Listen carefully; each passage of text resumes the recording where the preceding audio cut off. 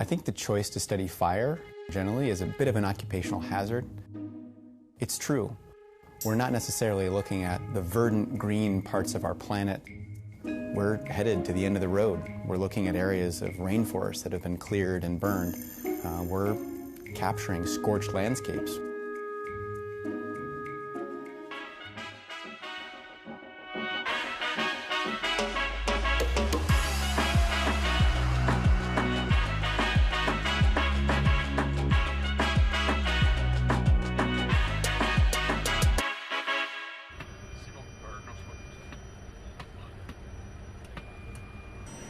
In this series, we've been following the fire season around the world.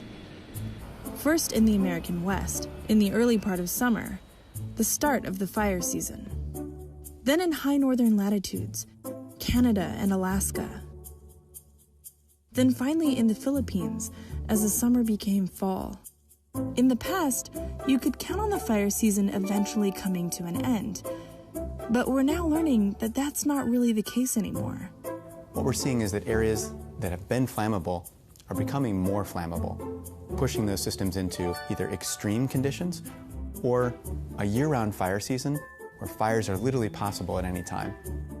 We caught up with Dr. Doug Morton to find out the extent of the damage. Hotter and drier conditions, adding wind, you end up with fires that are moving faster and burning hotter than what we've seen before. Can we better understand, anticipate, and characterize the changes in our planet that come from those extreme fires? Actually, yes, we can. Myself and my staff at the GIS Center worked closely with colleagues at Goddard Space Flight Center to make this thing happen. This is Keith Weber, the wildfire rehabilitation expert that pioneered a new groundbreaking tool.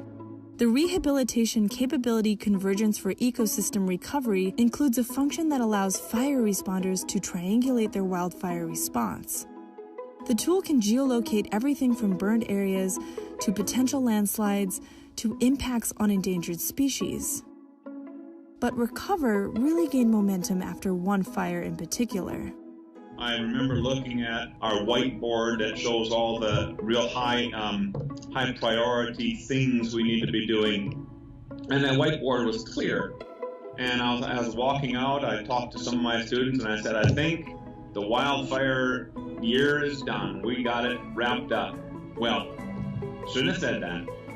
Because the next day, one of our users in California, Woolsey Fire started going. It became much larger than I think they thought it would because of those big winds, and it really grew very rapidly. Well, at that point, we were working with that team on a daily basis, doing refreshes, as we call it, as the fire grew and grew and grew every day until we had that thing out. Keith's team is making a tangible difference by saving property, resources, and lives. Innovations like these represent a promising future. As we move from today's cutting-edge science into tomorrow's prediction, response, and understanding, the work we do today opens up an opportunity to do that so much better going forward. There are so many science topics that today are on the cutting edge of our understanding, and what get me and my science colleagues motivated to go out into the field and keep working on these problems. Can we improve the way that we can forecast, for example, fire risk, not just for tomorrow, but for 10 days from now, that might help managers, communities prepare and respond to changing fire weather conditions? Like all of us, our NASA explorers and partners in exploration face the daily decision to either choose apathy or get to work.